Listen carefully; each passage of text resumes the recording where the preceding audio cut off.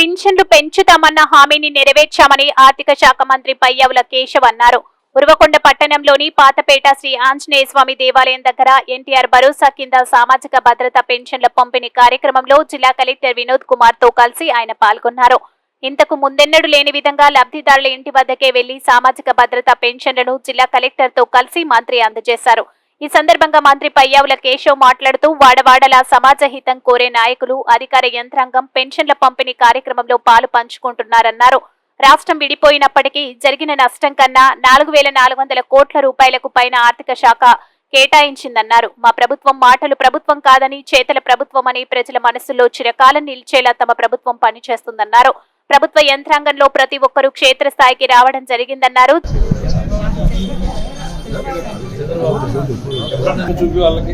రాష్ట్ర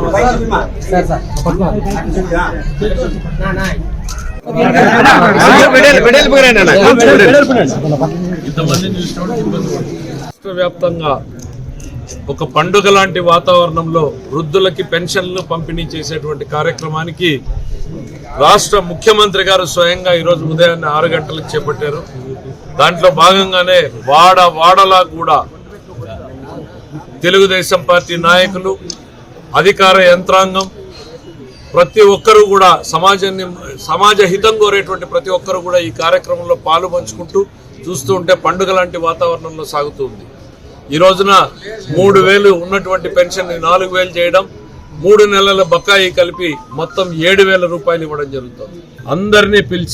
మమ్మల్ని అందరినీ పిలిచి ముఖ్యమంత్రి గారు ఇచ్చినటువంటి ఆదేశాలు ఏంటంటే 1వ తారీఖున మొట్టమొదటిది 6 గంటలకు పంపిణీ జరగాలి అనంటే 29వ తారీఖునే మీరు వృద్ధుల పంపిణీ కోసం రాష్ట్ర వ్యాప్తంగా చెల్లించాల్సినటువంటి 4,400 కోట్ల రూపాయల పైన మీరు ఏర్పాట్లు చేయండి.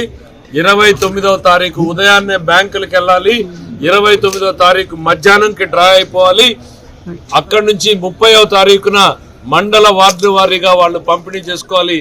1వ తారీఖు ఉదయాన్నే పంపిణీ కావాలి. 1వ తారీఖు సాయంత్రానికి 100% పెన్షన్లు పంపిణీ కావాలని ఆదేశాలు ఇవ్వడం జరిగింది. మా ప్రభుత్వం మాటలతో కాదు చేతలతో చెప్పాలనేటువంటి ప్రభుత్వంగానే ప్రజల మనసుల్లో నిలిచిపోయేలా పనిచేస్తుంది అనేటువంటి తెలియజేస్తూ ఈ యంత్రాంగంలో ప్రతి ఒక్కరిని క్షేత్రస్థాయికి వచ్చారు. జిల్లా కలెక్టర్ వినోద్ కుమార్ మాట్లాడుతూ కొత్త ప్రభుత్వం ఏర్పాటు అయిన తర్వాత పెన్షన్ల పంపిణీ కార్యక్రమం 3 బకాయిలతో ఇవ్వడం జరుగుతుందన్నారు. జిల్లాలో 2,89,508 మంది లబ్ధిదారులకు 197.44 కోట్ల రూపాయల పెన్షన్లను ఇంటింటికి వెళ్లి పంపిణీ చేయడం జరుగుతుందన్నారు.